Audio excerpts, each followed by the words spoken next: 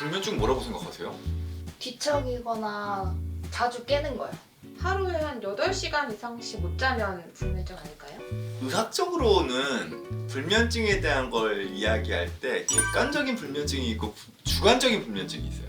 객관적인 불면증은 이제 뭐 피디님 이야기하셨듯이 잠드는데 얼마만큼 시간이 걸리냐, 총 수면 시간이 어떻게 되냐, 중간에 몇 번 깨느냐 이런 수면 효율을 평가하거든요. 근데 의외로 주관적인 불면이 있으신 분들이 많아요. 검사를 해보면 비교적 잘 자요. 수면 효율도 비교적 나쁘지 않아요.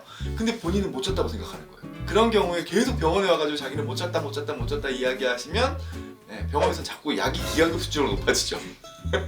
이런 경우는 본인이 수면에 대한 인식이 잘못되셨기 때문에 계속 못 잤다라고 생각하시는 거예요. 네, 안녕하세요. 마음 살롱살롱 즐기 정신과 의사 이광민입니다. 지난번에는 제가 수면제와 관련된 이야기를 드렸거든요. 많은 분들께서 내가 먹고 있는 약, 그리고 내가 먹을지도 모를 약, 그리고 내가 일정 부분 잘 관리하면서 줄일 수 있는 약들에 대한 생각을 하셨을 것 같은데요. 오늘은 수면과 관련해서 약이 아니라 불면증의 개념이나 우리가 이 불면증을 우리의 일상생활에서 어떻게 이해하고 어떻게 자연적으로 극복해낼 수 있는지에 대한 이야기를 좀 해보려 합니다.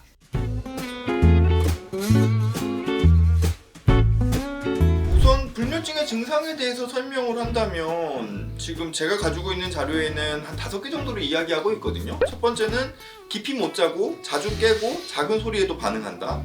두 번째는 한 번 잠에서 깨면 바로 잠들기가 어렵다.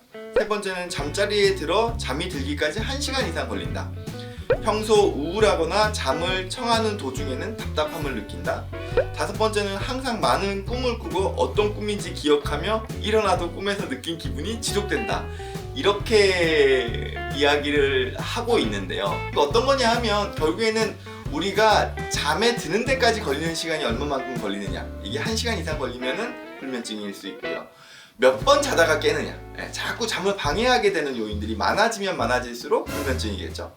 그리고 잠도 잘 들고 비교적 유지도 되는데 새벽에 너무 일찍 깨가지고는 난 좀 더 자고 싶은데 새벽에 너무 일찍 깨서 그 이후부터 못 잔다 라고 하면 불면증이라고 할 수 있죠. 불면증은 기본적으로 이렇게 잠을 잘 못 자더라도 내가 일상생활 하는데 지장이 없고 뭐 직장생활 하거나 대인관계 하거나 나 혼자 생활하는데 지장이 없다면 그건 저희가 불면증이라고 얘기하지 않습니다.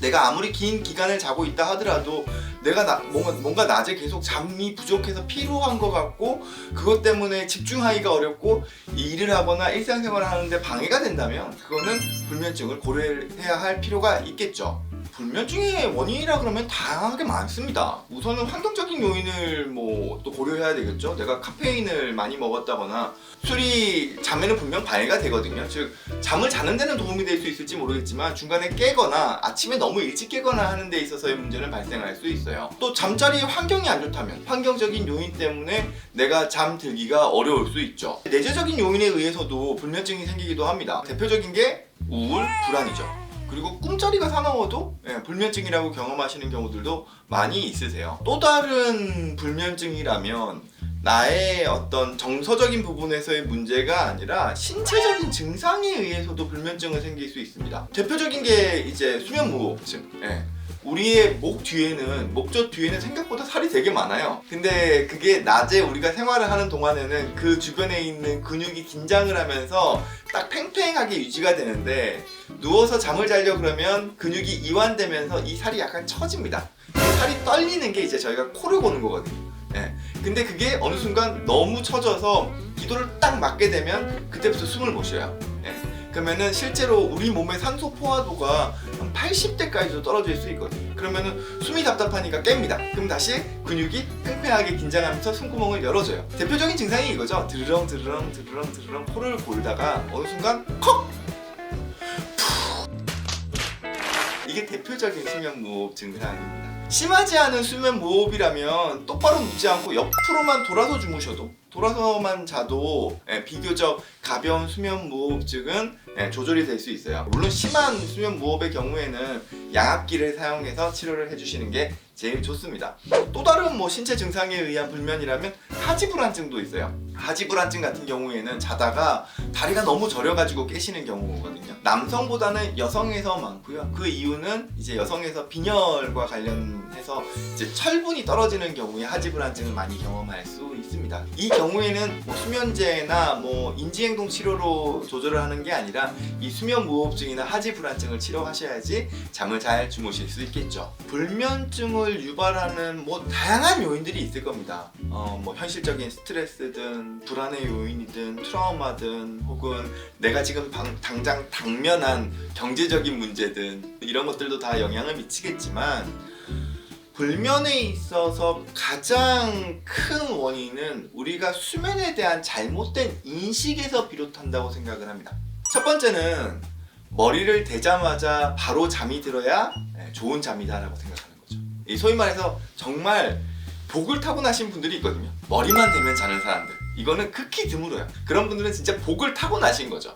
근데 대부분의 경우에는 30분에서 1시간가량의 인면 시간이라는 게 존재합니다. 우리들은 머리를 대자마자 자야지 좋은 잠이라는 생각이 있기 때문에 잠자리에 누워서 한 15분, 20분만 지나가도 내가 왜 잠이 안 들지? 이런 불안을 가지게 돼요. 이 잠에 대한 불안이 생기게 되면 그때부터 이 잠에 대한 불안이 수면을 더 방해해 버립니다. 기다리면 잠이 올 거야 라고 마음을 편히 가지셔야 되는데 못 자면 어떡하지?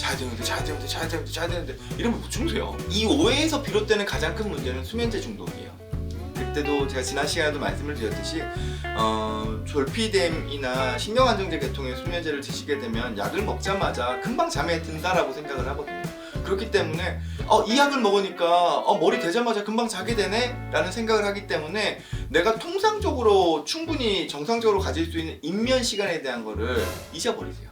그러면서 누웠을 때 금방 잠이 안 들면 빨리 약 먹어야지 하면서 계속 약을 먹게 되는 중독의 의존의 문제가 더 조장될 수 있죠. 두 번째 대표적인 수면에 대한 오해는 잠이 보약이라고 생각을 하시는 겁니다. 즉 내가 잠을 못 자면 내 몸에 큰 병이 생기지 않을까? 이렇게 생각하시는 경우들이 있으세요. 그러니까 잠을 못 자면 그때부터 엄청 불안해지시는 거예요. 이거에 대한 불안 역시도 우리의 불안을 자극하기 때문에 잠을 방해해요. 물론 잠을 잘 자는 사람은 좋죠. 하지만 잠을 못 잔다 그래가지고 우리 몸에 엄청난 병이 생기거나 죽지 않아요. 우리는 기본적으로 내재된 그 자연적인 수면에 대한 힘이 있어요. 못 자면 어떻게 되는지 자요. 제가 이런 그 이야기를 드릴 때 항상 드리는 말씀이 수면 부채에 대한 개념이에요. 이 부채라는 건 경제적인 빚이죠. 주중에 일하시는 분들, 주중에 학교 가시는 분들이 주말에는 되게 늦잠 주무시는 경우들이 있어요. 그런 경우에는 내가 주중 일상생활을 하는 도중에 모자랐던 잠을 주말에 몰아자는 거예요. 그래서 결국 내가 잠에 대한 오해, 즉 머리를 대자마자 자야 돼, 그리고 내가 잠을 못 자면 나한테 큰일이 날 거야, 내 몸에 큰일이 날 거야 라고 생각하는 거는 잠에 대한 대표적인 오해이고 이 오해 때문에 불면을 더 조장합니다.